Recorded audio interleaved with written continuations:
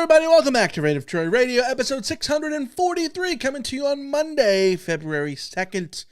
It's Groundhog's Day. And all right, everybody, welcome back to Rant of Troy Radio, episode 643, coming to you on Monday, February 2nd. It's Groundhog's Day. We're going to look at USC's 2026 USC football schedule, and so much more on this episode. As always, you can follow us on social media at Rant of Troy. Email us, rantoftroy@fanside.com, and our phone number, 818-643-7227, Second Woodsboro and Show. I'm your host, Michael Castillo, journal with my co-host here in the Rant of Troy studio in Los Angeles, Alicia Deratola. Hello, everybody. Hello. We're back. It's been a crazy week for us. I think we just get right into it. We were going to podcast on Wednesday, and then a lot of stuff happened last week. We've had some family developments, life developments. Mm-hmm. And so, Alicia, you had news you wanted to give everybody. Yeah, so we should have talked about this off air, Michael. Are we sharing the why of what I'm going to announce? I don't necessarily think so. Okay. We are going to be going on a hiatus. It will be temporary. We will be back, we promise. But you should not expect new episodes from us on a regular basis, at least, until the end of March, basically. That doesn't mean that we will be completely gone. There is a chance that I will pop up with YouTube videos as things happen, if those are necessary. But yeah, we're gonna step away for the next 2 months, and we will be back brighter and better than ever. Maybe with an even cooler looking podcast than before. So yeah, it might look a little different. Yeah, in a good way. In a good way. Yeah. In a good way. Yeah. I mean, let's just get to it. I'm getting a face transplant. Yeah. We have a bunch of stuff going on in our neck of the woods, and so we'll be doing that sort of thing. We'll be back, of course, as soon as we can, and we'll, if you're in the Discord, we always share stuff in the Discord. A little bit extra and whatnot. Yeah, if you want to know the tea, go join the join on YouTube and get access to the Discord. This makes it sound like it's something weird. It's not something bad. We're moving. Okay, there you go. Yeah, we're moving. We're moving. we are moving, and it was a decision that was made in a sort of not out of the blue, but kind of out of the blue. So we have a lot that we need to do. Yes. To get ready and to move. That means we're going to have a new studio when we come back. And if you've been around for a while, you know that like every couple of years we just go on a random spring absence for a rum spring absence. Yeah, for reasons that just because life gets too crazy. And so I was telling Michael basically like this time, because we know what's going on right now, let's just say we're going to go on a hiatus instead of ending up practically going on hiatus because there's just too much in life to deal with. So, yeah. Anyways, a lot of stuff coming up in this episode. We got to talk about USC's 2026 schedule released last week. Alicia, I think we just sort of get right into it. SC schedule was released still without a full schedule, in the sense there's the Big Ten schedule. We already knew that SC was playing Fresno State on September 5th, and SC was playing Louisiana on September 12th. But we didn't exactly know the layout and the format of the Big Ten schedule. SC still has one opponent to add on the non-con side because of the Notre Dame game situation.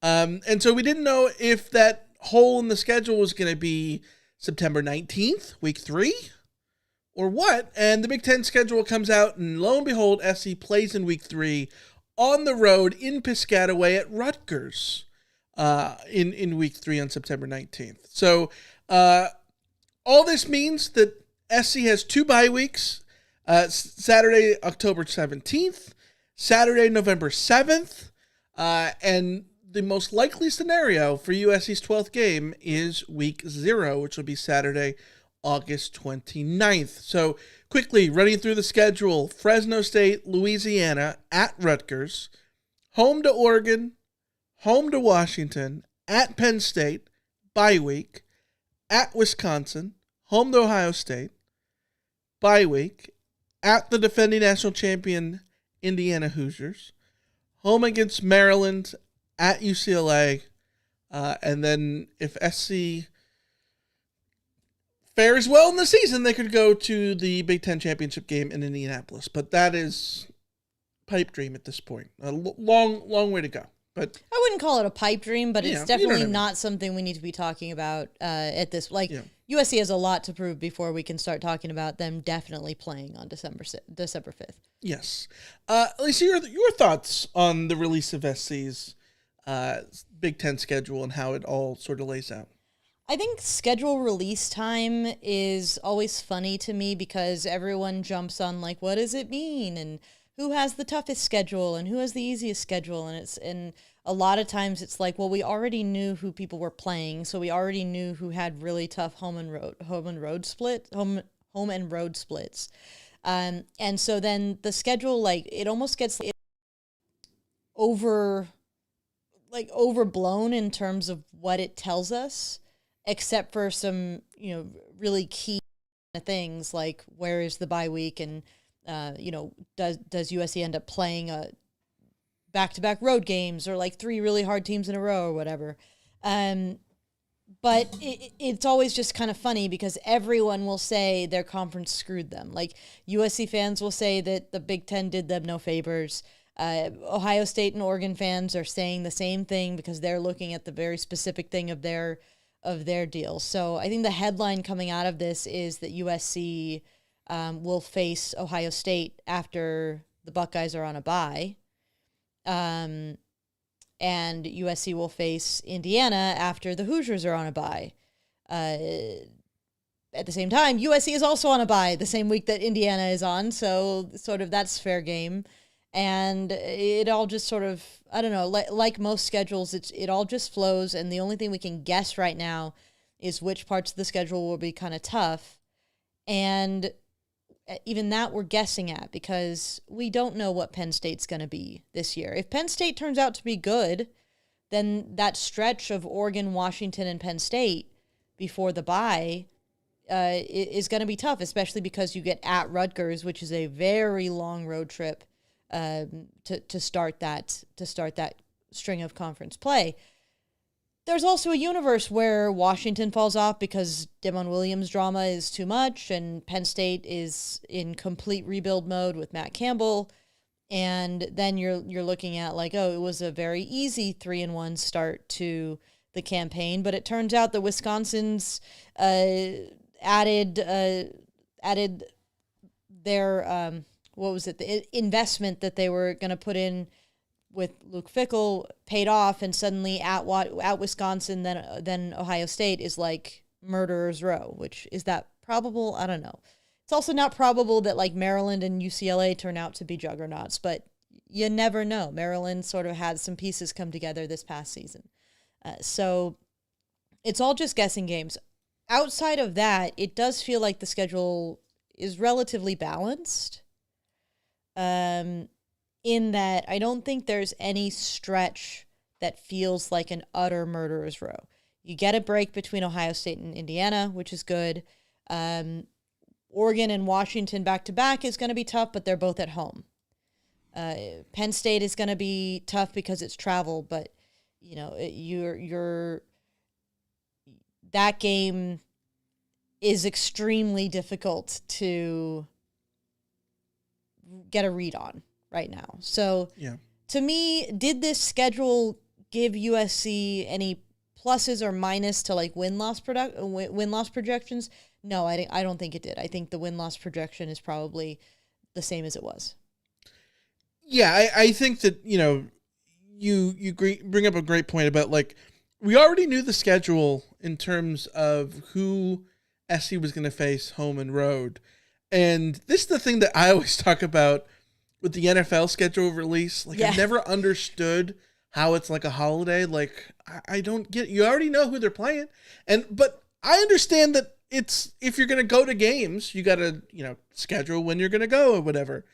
And the NFL does have games in Europe and games on Thursday. And I think that those do impact things more than the college football schedule does.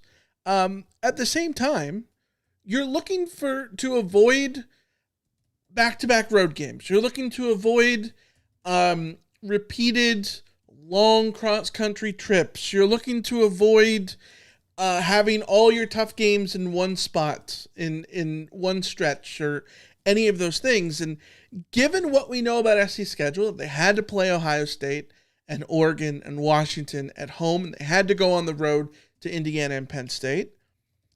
I think if this is the schedule that you're getting with these opponents, I have a hard time finding a better way to organize that schedule that you'd like better than this.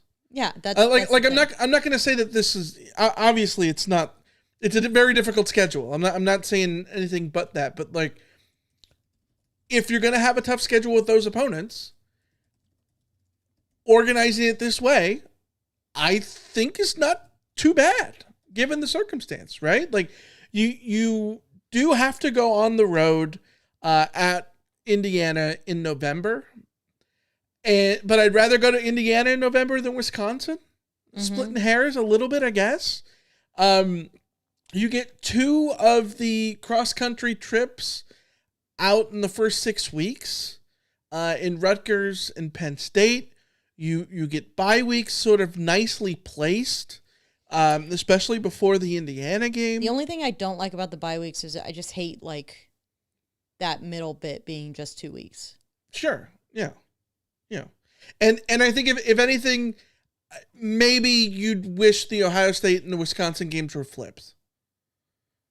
Yeah. But I don't know how necessary that is. Doing the road game off of the bye might be the better. It might there. Be. I don't know. Either way, that like these are the conversations instead of like, Oregon, I think, got a really tough schedule. They get at Ohio State, then the following week is Michigan, at Michigan State, and the following week is home against Washington.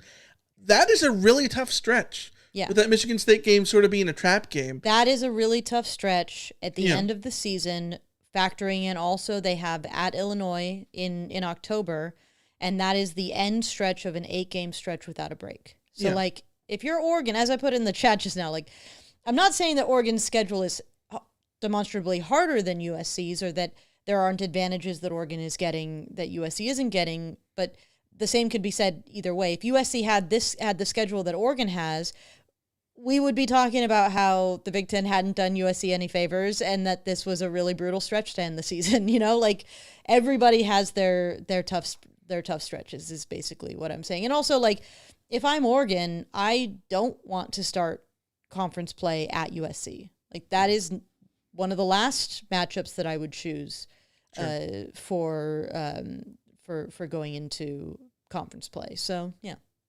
Yeah, I think, SC is in a decent spot in terms of how it all gets organized there. How do you feel about the 3-game stretch in week 4, 5, and 6, which of course will be game 5, 6, 7, of Oregon, Washington, Penn State? Because we've talked on this pod for more than a decade about the games that will define the season. This gets bantied about all the time. Like you mentioned earlier, these things often change because we're just going off of what we assume teams to be going forward, when last year was a prime example of, people thought Clemson was going to be good and they were garbage, right? Like, so you never truly exactly know. And that's why, like, Trojan Fight in the chat is bringing up the thing that USC's toughest games, the opponents all have like either a bye week or an easy stretch, or like an easy game right before. So, Ohio State's on a bye, Indiana's on a bye, along with USC. Oregon plays Portland State before going to USC. And it's like, yeah, sure, those are the way that we sort of perceive things, but we also don't know how good any of these teams are going to be. We don't know if it matters that, somebody is playing somebody else, because teams could be ranked or not ranked. Right. And also, like, the idea that playing Portland State is an advantage for Oregon, I kind of reject that, because there is a strong argument for the idea of ramping up. And what Oregon is doing in their non-con is ramping down. They play Boise State, and then they go at Oklahoma State, and then they play Portland State, the FCS team. Do you want to be going in to play USC when your players have all spent the week sleepwalking through? No, I think that would be the time to play the FCS team, is after Boise. I think Oregon's non-con is pretty ideally organized as well. Yeah, I know, I get that. But it's the idea that somehow, like, Oregon has this unfair advantage over USC because they play Portland State the week before. Yeah. It's just non-con. Like, it's just non-con. I think it's you're never going to have every single advantage. And yes, SC has to go on the road at Rutgers before the Oregon game, but a lot of this... Would you rather them be going on the road to Penn State? Because, again, you have to play these teams, right, and you're going to get fortunate and unfortunate draws. And it's not... Like, I guess my broader point is this. Like, no one's out to get USC with this. Scheduling... I think that this is the best example that I'll have. If you have ever gone into College Football 25 and tried to create a custom schedule for a conference... you will understand how difficult it is to put together these schedules for 18 different teams, and how nobody is being penalized. It's just a puzzle that they have to fit together in some way. Yeah. And they're trying to mitigate for everybody. Everybody gets to request specific things about what they do and don't want on their schedule. Like, teams get to request not having back-to-back road games. Teams get to request, certain elements of when they want to play certain teams, like all of that kind of stuff. So it's not like this isn't a conspiracy or anything like that. It's just the way that the schedule works out. I think that also you need to factor in the circumstance of SC's schedule here. If they would have known that Notre Dame was not going to be on the schedule the entire time, then they would have had a non-conference game scheduled at home in week 3. Yes. And then they would have been playing, Louisiana in week 3. In week 3 instead of week 2. Yeah. And that would have been the game right before Oregon. Yeah, things have to get figured out on the fly because of the Notre Dame thing falling out. Let's talk about week 0, because we got a super chat, which we appreciate. Where's the... There we go. Hey. Thank you, Dan. Question mark is going to be a tough game. This, of course, referring to question mark in week 0, SC's 12th and final opponent. Who could that be? What's that? QMU. Question mark University. I kind of like that. QMU? Yeah. That low-key slaps. Hey, look at me getting... Yeah. QMU, I think, has aura. There you go. Yeah. Riz, if you will. So who's SC going to play in week 0? These are the options.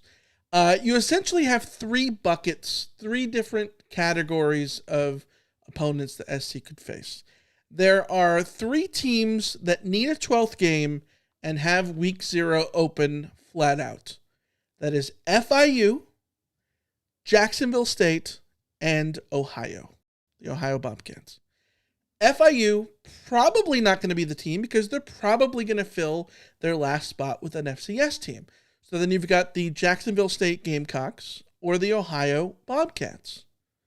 Those are two perfectly fine options that could be added tomorrow, and then everything is done. The other bucket is a list of teams that is playing at Hawaii this year, which means that they have the ability to schedule a 13th game. There is the Hawaii rule, which means that when you schedule Hawaii on the road and you have to travel to Oahu, you get the opportunity to have a 13th game, to have another home game and recoup the money from all the travel costs that you had to spend to go to Hawaii. Is it antiquated? Maybe a little bit, but that's what it's always been, right? There's 3 teams who have scheduled Hawaii on the road that do not have 13 games scheduled right now, which means they have the ability to add a game, and these teams have week 0 open. Air Force, the Air Force Falcons, Air Force Academy, San Jose State, and UMass, those 3 teams. Mind you, I don't think UMass really counts here because they play at Rutgers the following Tuesday in week 1. I have a really hard time seeing UMass agreeing to playing SC on the road and then turning around 5 days later and playing at Rutgers. Yeah. So I'm going to strike through UMass just like I'm striking through FIU earlier.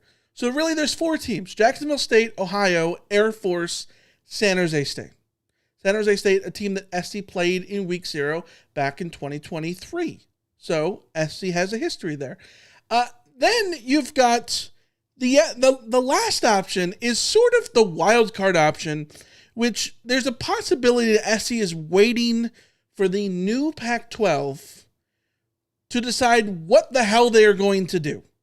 They were meeting last week, so if this came out last week, then maybe we just don't have it in the rundown. But like, they have 8 teams in the new Pac-12, which means you have 7 conference opponents, right? It's round robin, you play everybody else. But that means that all those teams have an extra game to schedule because all those teams have 8 spots open on their schedule to be filled by conference games. So if the conference has 7 games, then Boise State, Colorado State, Oregon State, San Diego State, Texas State, Utah State, and Washington State, all the states, all of them need to fill their games. And most likely that means looking at SC or looking to Jacksonville State or Ohio or Air Force or San Jose State, any of those other teams that could potentially be open in week 0 or any other week. The other option is that the Pac-12 could choose to do a 7+1 where they play 7 conference games and they play another conference opponent as a non-conference game, something that we saw in the ACC with Virginia last year against NC State, and they lost that game, but it didn't count for the ACC. Remember, that whole thing was weird. Yeah. I think Cal and Colorado played a non-conference game semi-recently. There were non-conference conference games in the Big 12 this year. Yeah, these things last year. Yeah. Happen for logistical reasons or because games were scheduled and then realignment happened or whatever it is, right? So that's an option, that they fill those games with essentially a home and home, and the home and home team doesn't count as a conference game. For the record, I just want to update here. Yeah. As of Saturday, Washington State's interim AD John Harlow had told CougFan.com that they have not finalized a schedule, that they are still weighing options, and that they hope to have things finalized in the next couple of weeks, but that they have not yet decided on 8 games, 7 games, 7+1 or whatever. Yeah. The last option is 8 games, where you play 8 conference games, which is the 7+1, but they all count, right? So like if you're in the Pac-12, you play all 7 teams and then you play one of those teams twice and both of them count as conference games, right? Those are the 3 options that the Pac-12 has. So if the Pac-12 goes for only 7 games and you've got to figure out the other one on your own, then SC could be a very good option for any of those teams. Yeah. Outside of that, I am putting all my Monopoly money on San Jose State. San Jose State week 0 just makes sense. That's the thing is, like, San Jose State makes so much sense that it kind of doesn't make sense that it's not already done. Yes. Which is the biggest piece of evidence that USC is maybe waiting to see if they can get a Washington State or an Oregon State on the schedule. Yeah. Because I think that there's an argument from a USC perspective that losing the Notre Dame game, obviously alums won't be happy with that. I mean, regardless of the politics of whose fault it was, like, nobody wants to not have the spectacle of the Notre Dame game being played at the Coliseum. Yeah. And one way that USC can try to make that up to season ticket holders and the like is to schedule an ex-conference opponent that USC was used to playing that will no longer play. And so, I mean, or replacing Notre Dame with Oregon State or Washington State, I know is not. I mean, it's not the same. Nothing's going to give the committee and the associates and all those Cardinal and Gold club members the vapors like playing Washington State. Yes. Yeah. But at least it could be a, at least we're playing an old Pac-12 school. Yeah. Trojan Fight in the chat mentions FCS. That is the sort of the 4th option here, is that SC just gets an FCS opponent and puts them in week 0. Absolutely viable. I think if anything, that would be the easiest option. Not in terms of necessarily, just in terms of difficulty, but in terms of scheduling, because then you don't have to worry about any of these things. But also, I haven't looked into how many FCS teams would even be available at that point. I'm sure there's plenty, because there's a lot of FCS teams that end up playing a D2 team in their schedule. That's their version of playing an FCS team, right? Everyone plays one game lower kind of deal. So that could be an option. I tend to agree that I think that the FCS streak is going to die.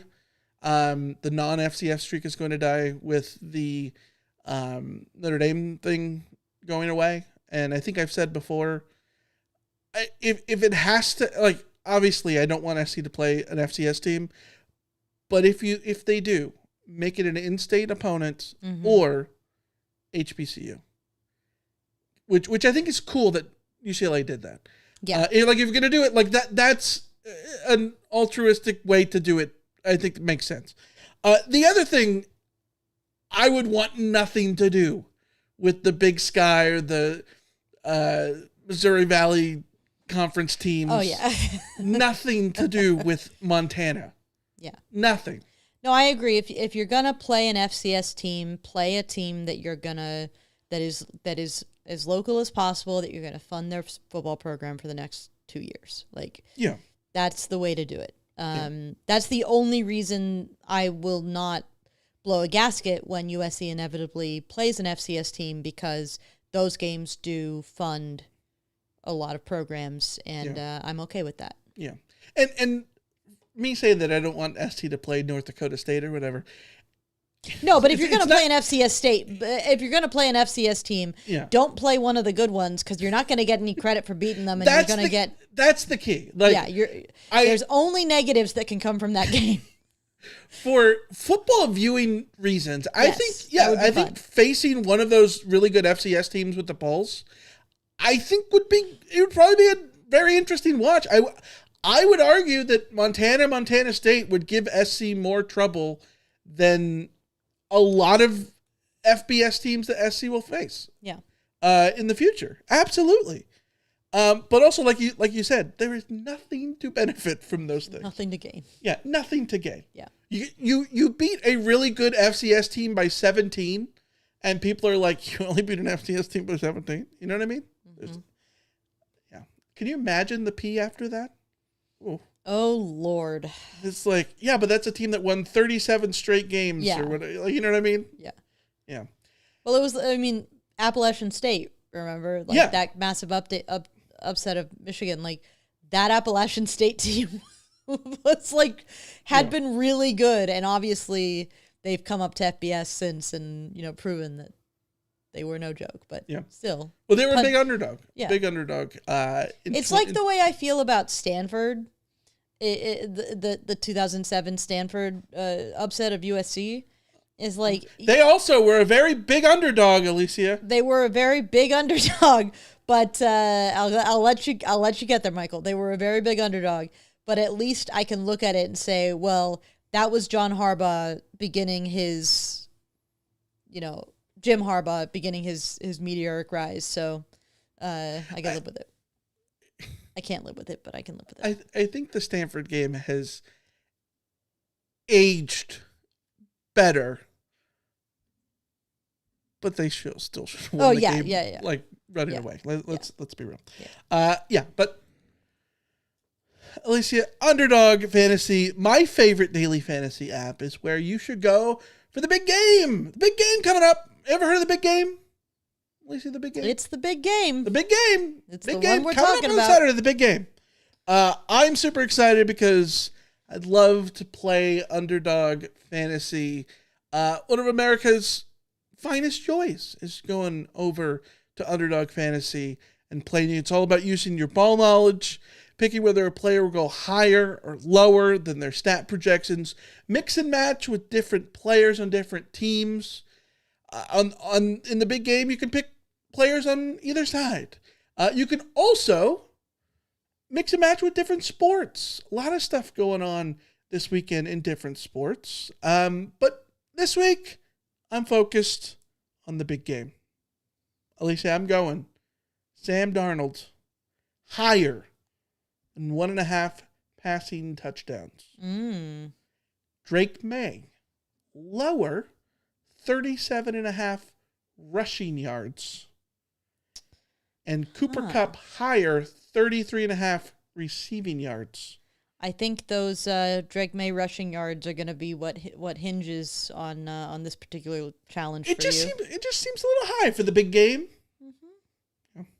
Anyways, you went lower on that? I went lower. Oh, okay, never mind. Yeah. That's I think you should be okay there. Higher in Darnold's 1.5 passing touchdowns. Lower Drake May 37.5 rush yards, and higher 33.5 receiving yards for Cooper Kupp. But you can join me and play Underdog Fantasy. Start making your picks for the big game and beyond. Download the app today. Sign up with promo code RANDOMTRAY to score $75 in bonus funds. When you play your first $5 is promo code RANDOMTROY. Millions of fans have already won billions making picks on Underdog. Will you be next, Underdog? Make picks, win money. Must be 18 plus, 19 plus in Alabama and Nebraska, 19 plus in Colorado for some games, 21 plus in Arizona, Massachusetts, and Virginia, and a present in a state where Underdog Fantasy operates. Terms apply. See assets.underdogfantasy.com/web/playing it terms _DFS_.html for details. Offer not valid in Maryland, Michigan, Ohio, and Pennsylvania. Concerned with your play? Call 1-800-GAMBLER. Visit ncpgambling.org. In New York, call the 24/7 Hope line at 1-8778 Hope NY, or text Hope NY, which is 467-369. Alicia, let's get back. Can I talking about the schedule? Can we talk about the Super Bowl briefly? Yes, we can talk about the Super Bowl now. Yes. Yeah. Correct. Yes. I'm almost done with, but I've been working on an article for fansided.com about the records in the Super Bowl and whether or not they could be broken. And the one that I found to be the most surprising is, can you guess what the record for most touchdown catches in a game, in a big game?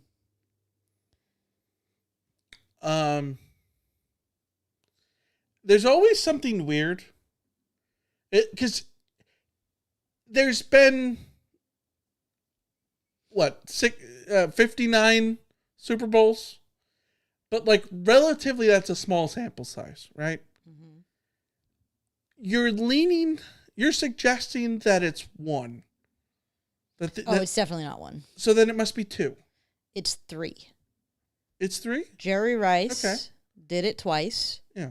With 3, and no one else has that makes sense. Has had 3 touchdown yeah. catches in a game, which on one hand is like crazy because the record for touchdown passes in a game is like 6, and Doug Williams, Tom Brady, maybe it's 5, but either way, and the record for like rushing touchdowns in a game, in a Super Bowl is 3.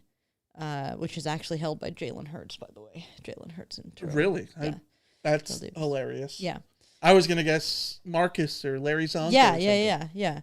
But like for some reason, I don't view 3 touchdowns. Like 3 touchdowns is a good game, but like 3 touchdowns is like a wow, you had an amazing game, and it's wild to me that that like Jerry Rice is alone on that, and I don't think so.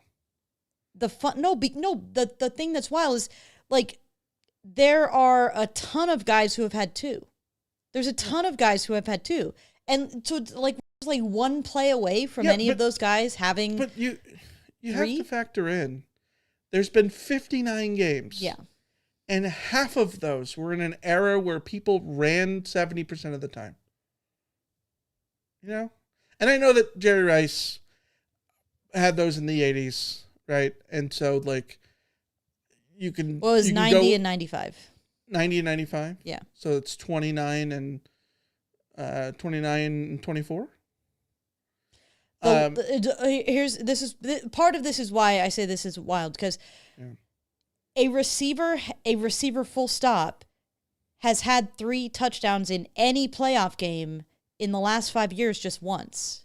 That's what I'm saying. And so Gabe it's Davis, really not weird. Gabe Davis had 4 with the Bills. Yeah. Like so it's not weird, but it's weird. Like it's not weird, but it's weird.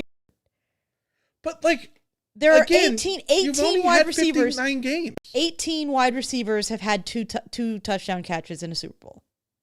Yeah, that makes sense. But only one of them has managed one more. Either way. Can I also tell, I'm not trying to spoil my article or anything. These are just really fun. Sure. Can you name the 4 Super Bowl, like, I suppose they wouldn't be records, but like statistical, like Super Bowl happenings that have never happened before? Like, somebody has caught a touchdown pass. Somebody has had an interception. Somebody you're suggesting there's never been a safety. There has been a safety in every quarter but the third quarter. So if there's a third quarter safety this year, that's the first third quarter safety in the history of the Super Bowl. Okay. But there have been safeties in the first, second. So there's been a kick return. There has been a kick return, yes. Is there no punt return? There has never been a punt return touchdown in the Super Bowl. There's been multiple kick returns. Yeah. Yes, there's been multiple, yes. Okay. One of the other answers is in the similar vein of the one you already answered, and is it a block punt? No, and then the other 2 answers have to do with the scoreboard. Is it that both teams have never both scored 30? No, it's that there has never been a Super Bowl where neither team scored a touchdown. Oh well, that makes sense again. Yeah, it's not that common, but still. Yeah.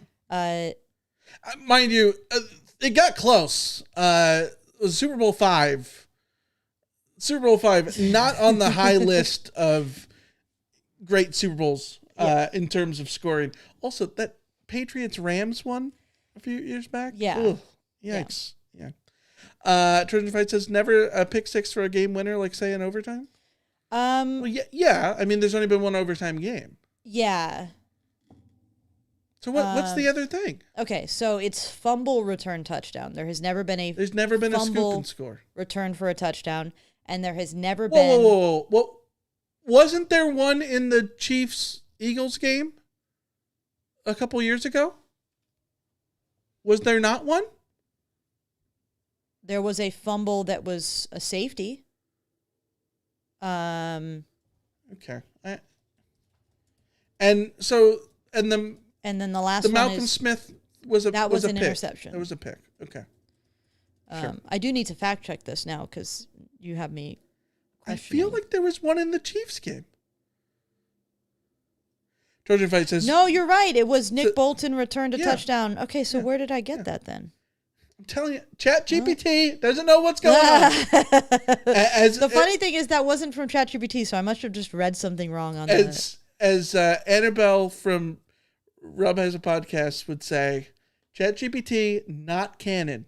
That's fair. That's AI fair. overview, not canon. Okay, so the third of things is there has never been a shutout. Every team that's played in the Super Bowl has scored points. Yeah. Again, that makes sense. Yeah. There's been 118 teams that have played, never been shut out. Yeah, I think the one that is a surprise to me is the punt return touchdown. I know punt returns are rare, but like kickoff returns are also kind of rare, and we've had many of those. And sort of, I wouldn't have guessed that punt return touchdown had never happened. There's fewer punt returns than kick returns. Yeah. By a good margin. Yeah. So I think that would factor into it too. Anyways, let's get back to the schedule. Talking more about SC's schedule. Pull up the graphic again here if you're watching on YouTube. One of the questions that has been asked, our friend Kenny has brought up the idea of like, what happens with homecoming? Because ideally, I think you'd want homecoming to be against Maryland. But the problem with that is that Maryland is senior day. I don't think you do senior day in Maryland, senior day and homecoming the same day. And so homecoming usually would suggest the one before then. That's Ohio State. Do you want homecoming then? Because if not, then the week before is Washington, and that's way early on in the season. October 3rd. Your homecoming game on October 3rd feels crazy. So but this early. is because SC's schedule is so forward with home games. SC will be home in week 0, 1, 2, 4, and 5. After when week 5 ends, SC will have played 5 home games. Which is crazy, but that's because week 0 exists. Yeah. But so the thing about like Rama Murdy says homecoming Ohio State. That's probably what happens. It's probably what happens, but also like if I'm USC, I don't want to have homecoming when Ohio State is coming to town, when you're not going to struggle to sell tickets or anything to that. It's on Halloween, a Saturday Halloween. Like, I think my hot take here is, and maybe this is a blasphemous take, I don't know that homecoming has the same cachet that it did before. Well, I mean, we don't go to homecoming, so... I mean, this could be... It might just be an us thing. This could be first person energy here. Yeah. Main character syndrome going on. Absolutely. But I think the other... I guess the point I'm making is, like, it used to be that you play a cream puff homecoming. Like, that's when you put your homecoming. Like, that is not a like hard and fast rule anymore. That is not a thing. Like, in part because you only have so many times. Because remember, you've got senior day, you've got homecoming, you've got parents' weekend, you've got waste management net zero whatever bullshit day. You've got armed forces game. You've got whatever other game you want to have. Like, all these other things that you have to Well, I think they put just in there. starting to put labels on games just for the hell Sure. of it. Yeah. But I mean, I'm with you in the sense of like homecoming isn't a big deal to me. My understanding of homecoming is the reason it tends to get put on the like the cupcakey games is because more people come to homecoming just because it's homecoming. And so it's a game where you don't, where like people are coming because it's homecoming and it doesn't matter your opponent. So you wouldn't want to waste an Ohio State, which is a draw for homecoming, because people are going to come anyways. But if you want to do homecoming in the second half of the season, you literally only have one option. You can either double up homecoming and senior day, or you could do a homecoming on Ohio State. Yeah. So I'm actually kind of curious how they make this decision. Yeah. Maybe it's just an easy decision. It says whatever, Ohio State is homecoming. I mean, I think homecoming and senior day would be fine, but I just don't think that works. I don't think that works because all the senior day festivities that they got to do. I don't know if they could do that with home. I don't know. I don't know if I'll have time to go through this enough, but like I'm looking at the media guide. They have a list of homecoming games? Well, they have the all-time schedule, and I'm pretty sure they designate which one was homecoming. Huh. All right. But yeah, you look at SC as we talked about the 3-game stretch: Oregon, Washington, Penn State. I said this in Discord. In our Discord, if you can always join our Discord, become a member of the channel, and join our Discord. A lot of great people there. It's a grand old time. I would say that like, SC schedule is weird in the sense that like you're going to start the season 3-0, right? You're playing 3 group of 5 teams. You should win all of those games. Group of 6, whatever. Should win all of those games. You go on the road at Rutgers. And I know that SC historically has struggled in conference road openers. Mm-hmm. And SC has struggled on the road in the Eastern time zone, all those things. Yes, absolutely. At the same point, if SC is anywhere as good as you think that they can be, they should beat Rutgers. Right? Well, I think the example has to be Purdue. Like, Rutgers is the Purdue of this past season, and USC was sloppy in that game for sure, but they won relatively comfortably. Yeah. It should be the same situation with Rutgers. Yes. You might not blow them out, but like you should win the game, right? You should win the game. And you go 4-0 into the Oregon, Washington, Penn State stretch. This to me is such a ginormous stretch here because if there's a way that you can get to the bye week 6-1, I think anything is possible. Anything is possible in the season. And maybe and 6-1 might be chalk, by the way, given that I think SC very realistically could be favored against Washington and Penn State, but not Oregon. And so 6-1 could be chalk. If you go 6-1, anything's possible. Anything's possible. In the sense of like, if you're 6-1, you look at that second half of the season, and there are probably 2 losses still on the table, but they're not guaranteed losses, at least from where we're sitting right now. Yeah.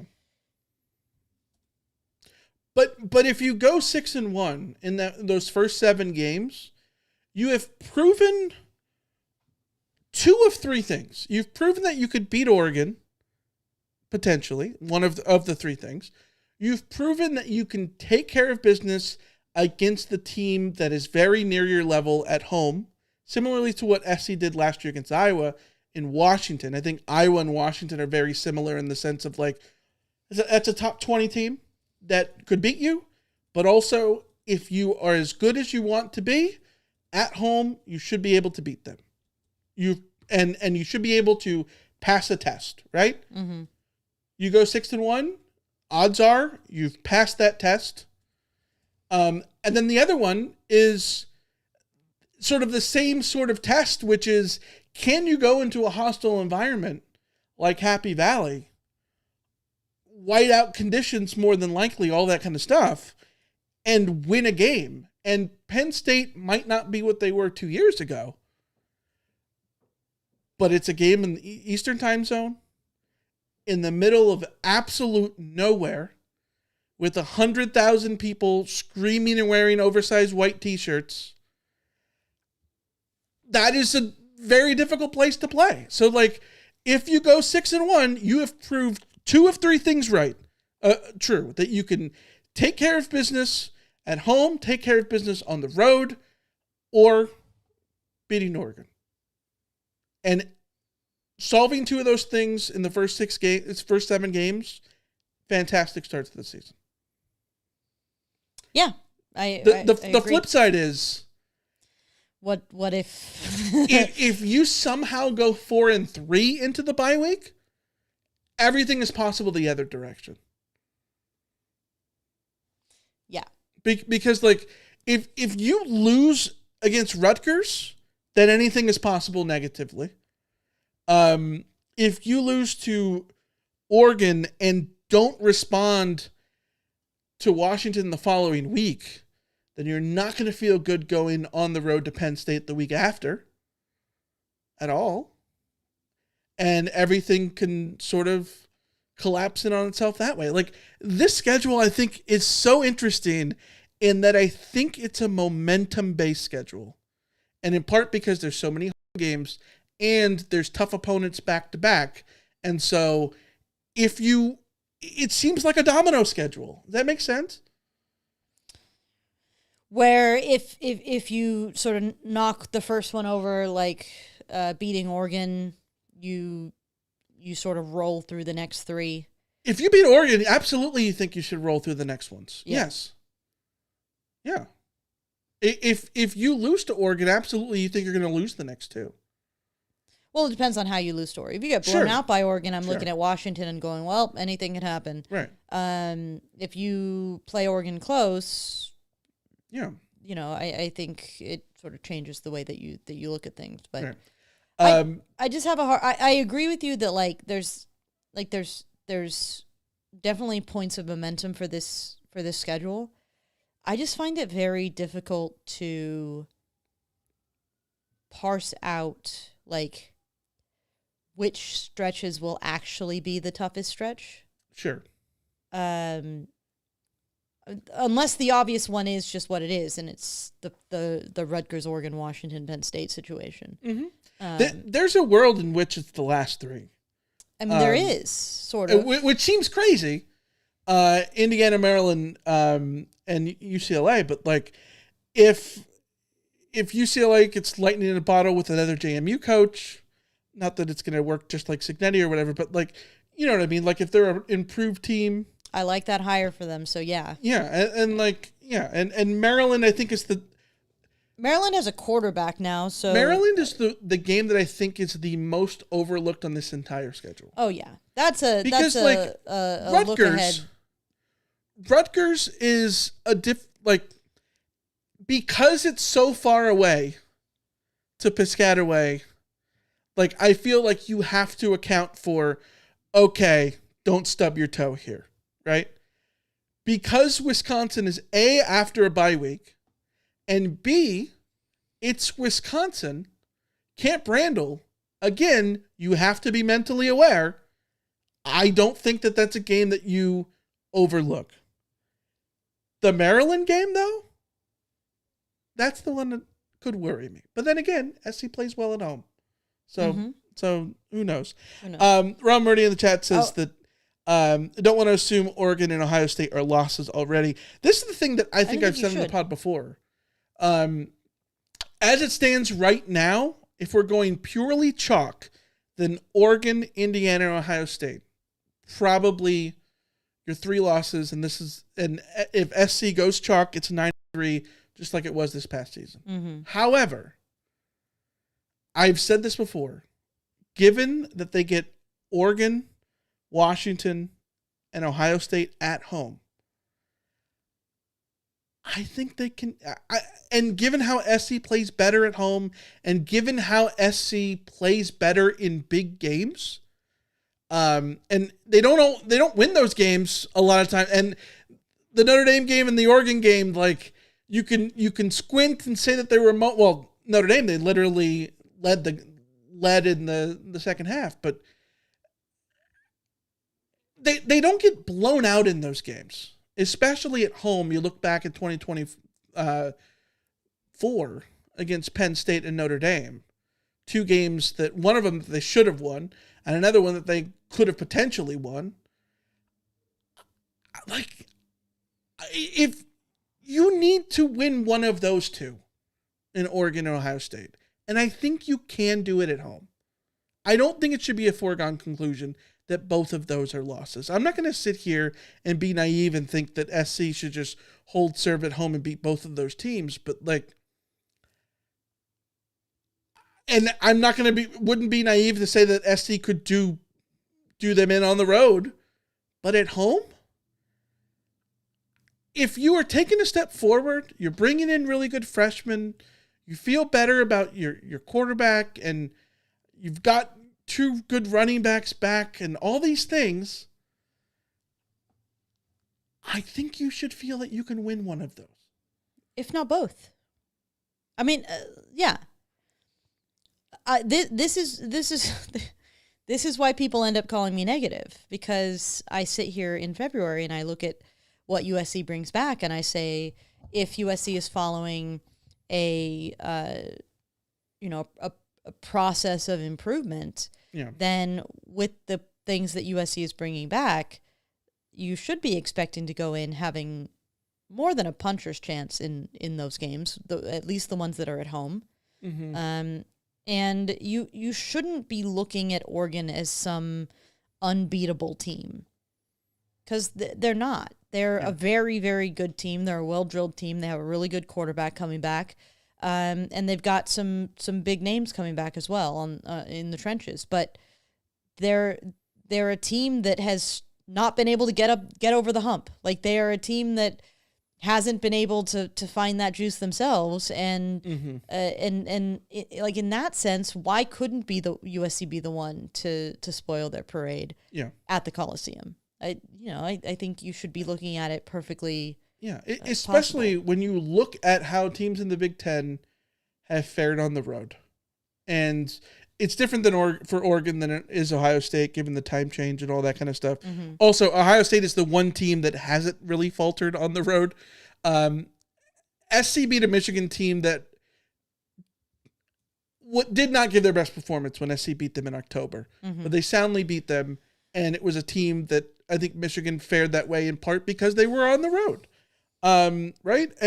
But Ohio State has, since they've joined the conference, has been really good on the road. They beat Washington pretty soundly. They lost to Oregon in a coin flip game year and a half ago now. But I don't think that SC is closer to a national championship than Oregon or Ohio State. But in a one-off game at home, I think you should be able to feel like you absolutely have a puncher's chance. Now, on the flip side, the Indiana game on the road is just an automatic loss, right? Who was it that somebody said in the chat, like, I don't think Indiana. I can't imagine them losing to anybody until I see it happen at this point. It was West Texas Mike said, you have to count on Lincoln Riley outcoaching the greatest coach in the history of college football on the road. That one, the only semblance of hope that I think USC has in that one is we just don't know what the 2026 edition of Indiana will be. I think that having Cignetti back and knowing what the way that he prepares his teams and the way he scouts talent, I don't expect them to take a huge step back, but they might not be the juggernaut they were this past season. So I don't know, maybe, but we will know. I think we will know. Well, we will definitely know because the Ohio State and Oregon games will have passed by. But like the week of that bye week, we will know exactly whether or not that's an auto loss. I think we know now. I'm leaving the door open. They lose a lot of guys. They lose a lot of guys. I'm going to ask you a question.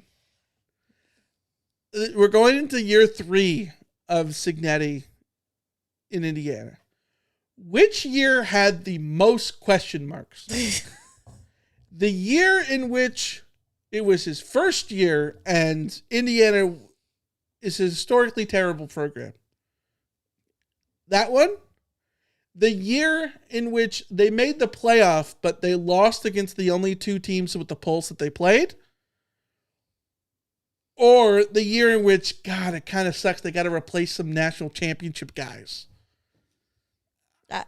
Like, there's the fewest amount of questions about this team this year than the previous two. And the previous two, they have proven that any question was stupid. I disagree in the sense that, like, this past season was the perfect amalgamation of, like, a team that had played together before and was also uber veteran. Sure. And this coming team is going to have more transfers than they had before, at least more unconnected transfers, and will have lost a lot of their veteran leadership. So again, I'm not saying Indiana's going to fall off a cliff. Wait, hold on. I just think there's a tiny possibility that maybe Indiana will lose one game next year. Hold on. Is Indiana going to have the issue of, well, yes, they will have more elite talent this year because they've gotten some really good transfers, but by getting Wirtz and Frimpong and Kirkes, they've really changed a lot of stuff. Yeah, and when you upend your entire lineup, it takes a while for guys to get settled back in. Yes, that's a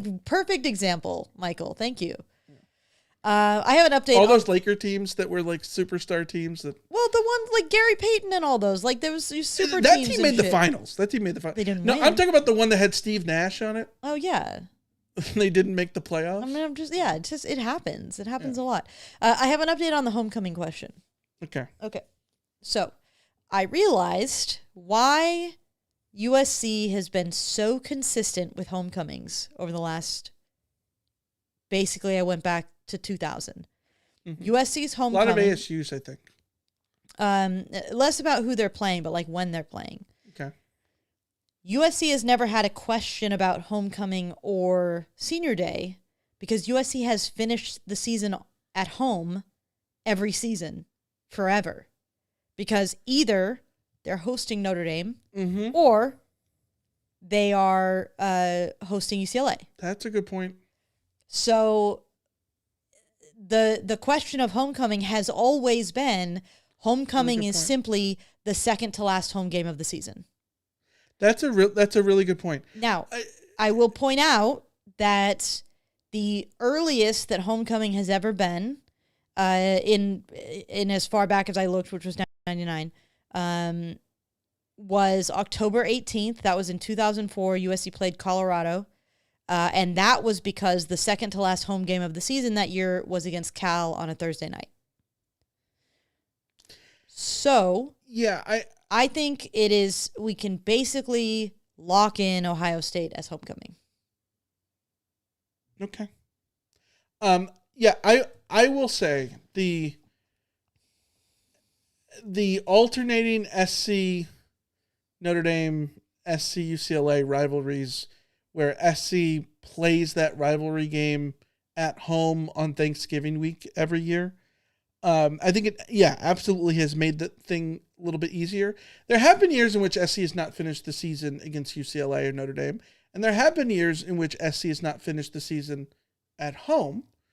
But when they finished the season on the road at the Rose Bowl, when they moved the SC UCLA game to December to compete against the SEC championship, or be on championship weekend, and they did that in the late 2000s, right? It was still the same thing where you still played Notre Dame the week before, or you played UCLA in December to end it, right? And so it's just in 90% of the time it's just the second to last home game of the season. Yeah, and then the years in which, like, how about a 2021 and 1999 where SC played somebody else to end the season? Like, what was the homecoming in 1999? Because it wouldn't have been Louisiana Tech, and it wouldn't have been UCLA. So would it have been the game before that? 1 second, because of course I closed the thing. You were asking about 1999? Yes. Now I gotta find it. The Louisiana Tech game on Black Friday, in which John Fox proposed to his girlfriend on the sideline after the win against Tim Rattay. Okay, 1999 homecoming was November 6th against Arizona State. Is that the Ennis Davis game? That was the third to last. I think that is the Ennis Davis game. You had a scoop and score. Oh, hell if I know. But they finished the season away to Washington State, then UCLA, and then Louisiana Tech. So it was the second to last home game. But it seems that they made the choice to not have homecoming be UCLA. Yeah. Because the Louisiana Tech game was basically just felt like an add-on there. They didn't play at Hawaii that year. They played at Hawaii in '98. So why would they have played Louisiana Tech then? It wasn't a hurricane reschedule. I don't know. It doesn't say anything here about that, but and then when SC played BYU in 2021, it still would have been the game before UCLA, right? Yeah. 1997, USC played their last two home games were UCLA and Stanford, so they didn't do homecoming for Stanford. They did it against Oregon on October 25th. So there is precedence for them. 97, the last home game was against Stanford? No, against UCLA. It was Stanford and then UCLA. Okay. I was going to say, yeah. SC loses that UCLA game was 27-21? 31-24. 31-20. Okay. Anyways, West Texas Mike says, you counting that game where Tone Lobodon snapped the ball over JT Daniels' head against Cal? It was a homecoming game. 2018. Good times. 2018. All right. Alicia, we got anything in the mailbag you want to go over? I don't think we've gotten any mail. Have we gotten any mail, Michael? I probably should have looked. I mean, I keep track, and I put it in my... Oh, you know what, though, Michael? We wouldn't have been getting those forwarded to us. That's fair. That's fair. So, apologies if you've sent us an email. Yeah. Don't like us. If you sent us an email over the last couple of weeks, there's a chance those didn't get forwarded to us. So, for a very good reason. So, if we haven't answered your question or anything, feel free to maybe resend that email so that maybe it gets back to us. Yeah. West Texas Mike says, why was SC's 2021 schedule so effed up with BYU and Cal? The Cal was a COVID reschedule. The BYU game was they had inked a 2-for-1 with BYU where SC was going to... weren't they supposed to play BYU in 2020? 2023. It was supposed to be 2020. Because they played them in 2019. Yes. 19, 21, and 23. And the 23 was supposed to also be Thanksgiving week. And then that game got filled. Remember, that game got filled by... Was that the UC Davis game? And then they replaced it? Is that the 2023? 23. That sounds right. That got replaced with... USC San played... Jose State? San Jose State, Nevada, and Notre Dame that year. Yeah. I don't know. But yes, it was a 2-for-1 deal that BYU, you have to remember BYU was independent at the time. Yeah. And so they had a hell of a time finding anyone to schedule games in November. Extremely difficult for... This is why they jumped on Notre Dame. Yeah, and so this is why they jumped on the Notre Dame thing, even though they're they're in a conference now. They're in a conference now, but Notre Dame still isn't. Yeah. And so Notre Dame jumped on anybody who was willing to do the November thing. Yes. And so having BYU as the alternate to the Notre Dame side of the schedule was convenient for SC. Bro, the 2021 season is so depressing.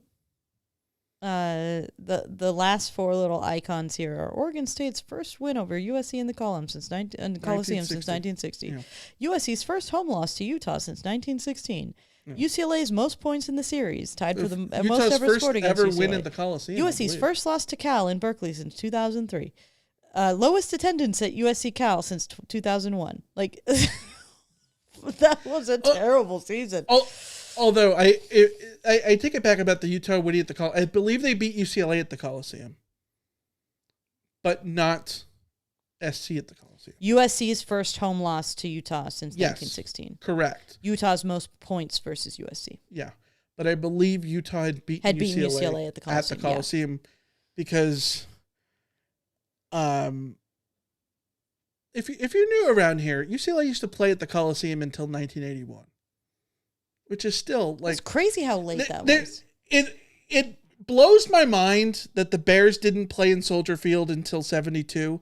And it blows my mind that the UCLA didn't play at the Rose Bowl until 82. And it blows my mind that Alabama didn't play in Tuscaloosa until 92.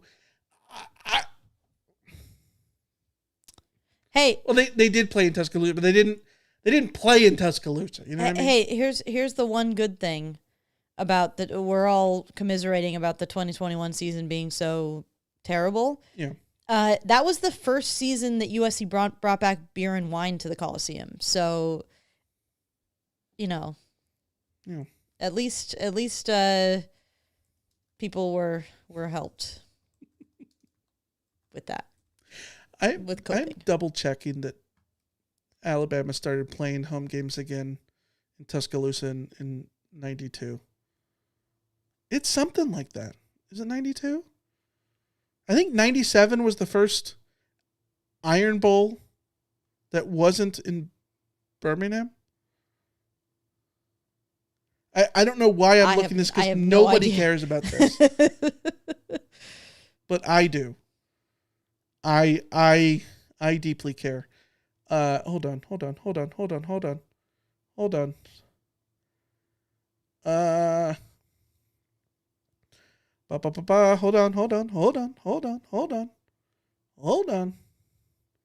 You want me to share just a fun fact about the 2023 season? Sure. Do y'all remember when which game was this? It's referring back to the Cal game in 2023 when the start of the game had to be delayed because of a protest on the field.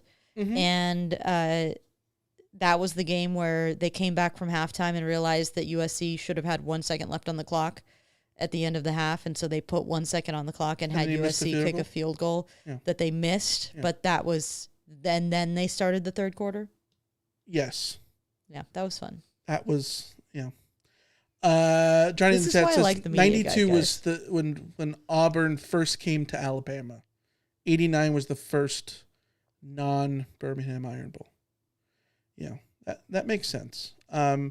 Apparently, Legion Field hosted Alabama home games until 2003. But I believe it was like one game a year at the end. Which, again, crazy. Like, this is one of those things where if you were new to college football, like, your mind just can't comprehend this. What do you mean? Oregon and Oregon State didn't play in Corvallis and Autzen until, like, the 80s? The rivalry game used to be in Portland. Yep. Yeah. Rama Murdy asked, will we be playing UCLA at the Rose Bowl or SoFi? According to Kenny, who I trust, the UCLA ticket office sent out stuff to their ticket holders that seemed to imply, if not stayed outright, that the game will be at Rose Bowl, not SoFi. Yeah. All right. We're gonna wrap it up there. Again, we are going on a hiatus. We are moving. It is going to be a crazy next couple of months for us. A lot of stuff going on. We will in the household. We will hop in with content if something arises that Luis arises. If something comes up that makes sense for us to sort of. But like part of the reason we're doing this is because like our podcast stuff will probably be going in boxes at some point in the near future. So yes. All right. We love you guys. We appreciate you guys. We'll be on Discord. Like we always are. And hopefully we can fill in some stuff maybe over there, in a light manner, if you will. So, where Sexist Mike says, you people were already on hiatus. But this is literally why I brought up the hiatus thing, because I know our patterns. I know what's happened in the past when we've been dealing with stuff that is semi outside of our control, like family stuff and all this. When stuff starts to get crazy, we tend to just stop podcasting anyways, because we just either don't have bandwidth or don't have time or anything like that. So it's just this time we're simply warning you guys that we are in one such whirlwind, and that instead of just ghosting you, we're going to take a hiatus. I still think it's crazy that like we'll get a negative review on like Apple Podcasts, right? Every now and then. And a lot of them have a point, right? But we've never got the ones that I would give. Like the negative reviews that I would give, which are these guys don't post the podcast at the same exact time every week. Yeah. So, you know what I mean? It is funny. We're very hypocritical because, I get very frustrated when, like, YouTube videos that I expect to come around at a certain time every week, or, like, notifications for whatever, but we are very, very, very not on top of a schedule. So. Smeese Griff in the chat says, "No, I finally made it. It's over. It's not over yet. We're still going." Smeese, name a state, name a U.S. state, and we'll rattle off cities. Hi, Sean from beautiful Austin, Texas. Remember when we did that with like 2 episodes like a year ago, and it was so freaking fun? Yeah.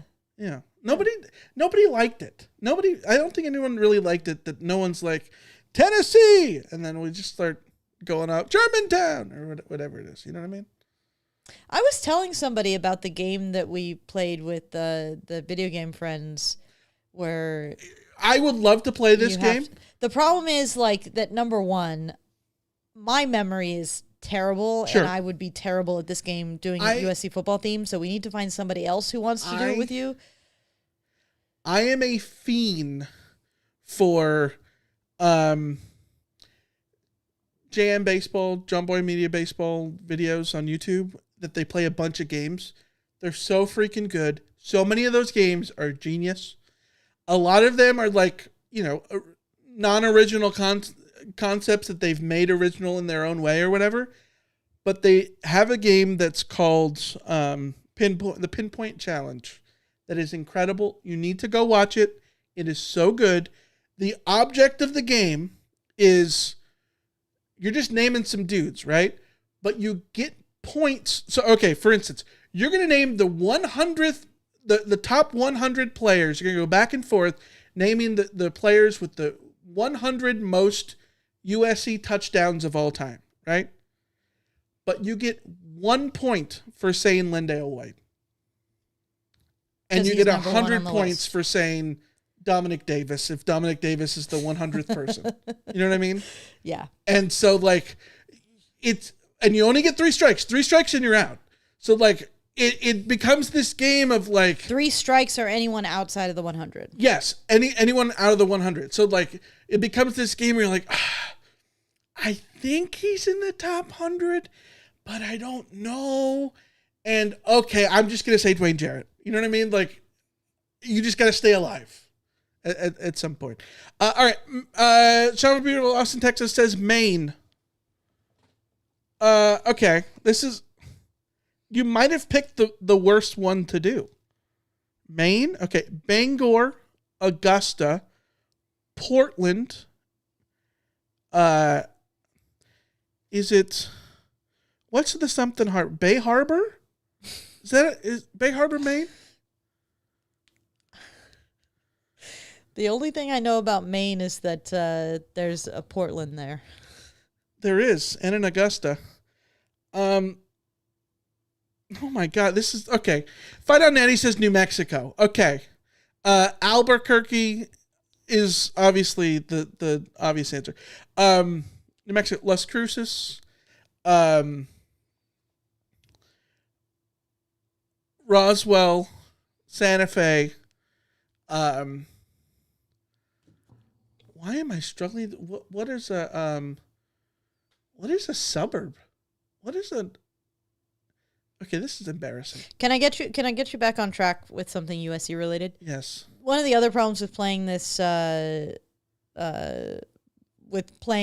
of with a USC lens is that if we tried to do the 100 players who have ever thrown a touchdown pass for USC, there are exactly 105 players stop it wouldn't that work. have thrown a touchdown pass for USC. So we'd have to adjust it to be like top 25 or something like that. Yeah.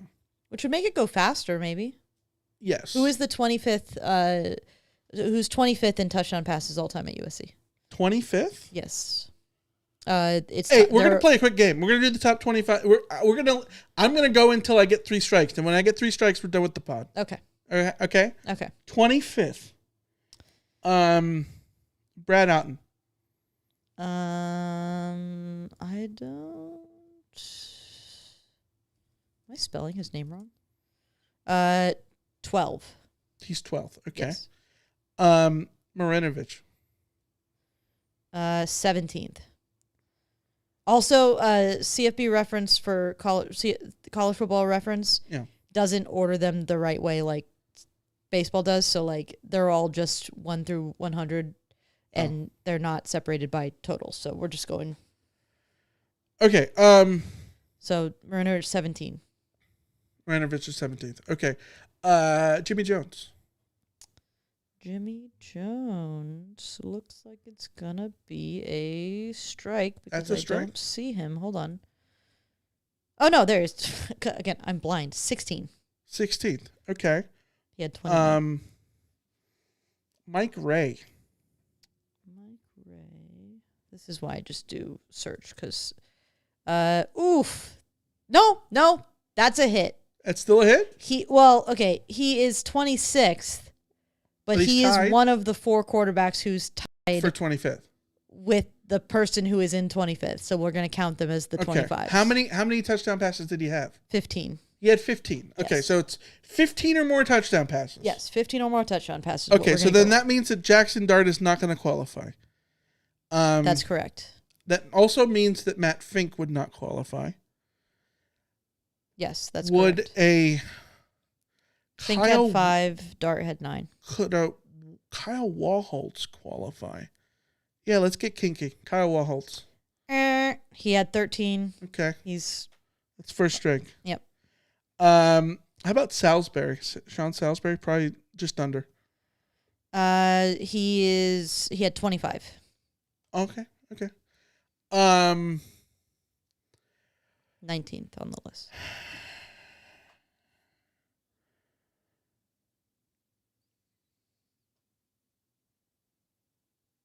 I mean, this is hard because I think you just go through everybody, right? So like, you just go backwards. Mayava's on the list. 13th. Yes. Miller.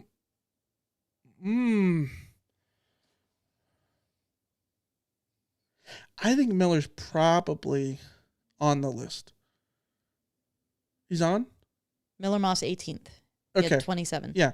So, yeah, and then you keep going backwards. Caleb's on it, obviously, yes. Dart is not, Caleb but Slovis is. Slovis had 58. Yeah. JT Daniels is an interesting one. I'm going to say yes. Bang on. He is number 25 with 15. Okay. Yeah, I was going to be really close. Yeah, and then obviously Darnold, yes. Obviously Brown, no. Kessler, yes. Wittick, no. Barkley, yes. Corp, no. Mustaine, no. Booty, yes. Sanchez, yes. Liner, yes. Palmer, yes. John Fox. I'm going to say, oh, God.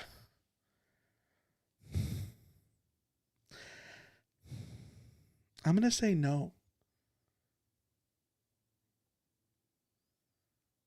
But I'm going to say yes on Mike Van Raphorst.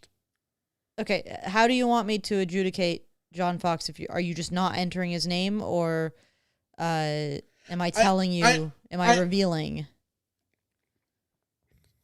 Mike Van Raphorst is correct, by the way. Okay. I'm just talking out loud. No, okay. I'm not going to guess John Fox. Okay. I might come back to him. You've got Van Raphorst, though. Yeah, okay. 20. And then... So then we talked about why Holtz would not be on there. Otten would. Johnson would. Reggie Perry probably not. Marinovich, yes.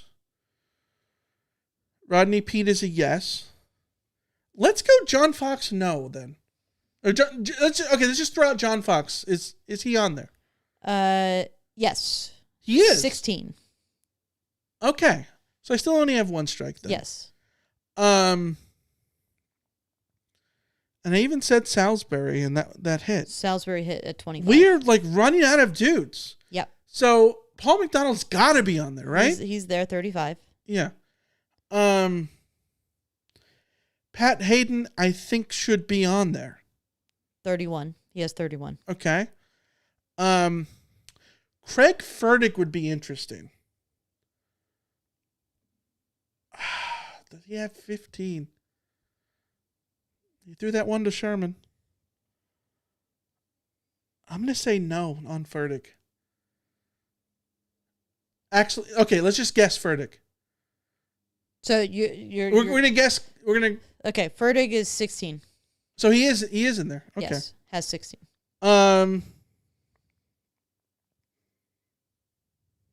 Who's the quarterback with OJ? Why am I blanking on that? Pete Beathard? Or was he the year before?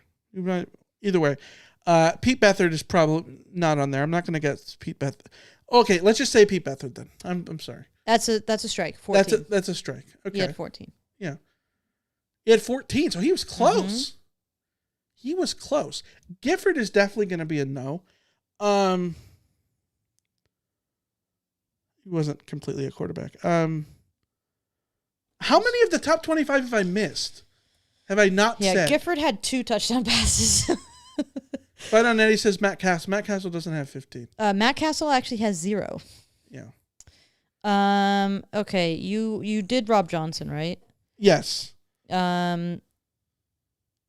You've done blah, blah, because blah. I feel like I named every possible person that could be in the 25. I see one. I'm going to give you years. One was from 1975 to 1977. He started in 1977. So between Hayden and McDonald? Michael, I'm gonna. West Texas Mike says Mike Holmgren. It probably is Mike Holmgren. It's not, but I am gonna wrap us up because you'll see why. Yeah. But to answer your question, Rob Hurdle was the 77. Yeah. He had 24. You said Craig Fertig. Troy Winslow had 16, 64 to 66. Steve, I'm going to embarrass myself by never knowing how to say his name. Steve Sogge, and Bill Nelson. And that's you did pretty damn good. I feel good then. Yeah, the guys I didn't get were the guys I was never going to get. West Texas Mike. Vince Evans had 13, so he was just outside. Yeah. And getting Beathard and Wacholtz like catching that they would be under 15 is All right. Yeah. All right. We love you guys. You know how to reach us. We'll see you when we see you in a new place. So until then, we will see ya. See ya.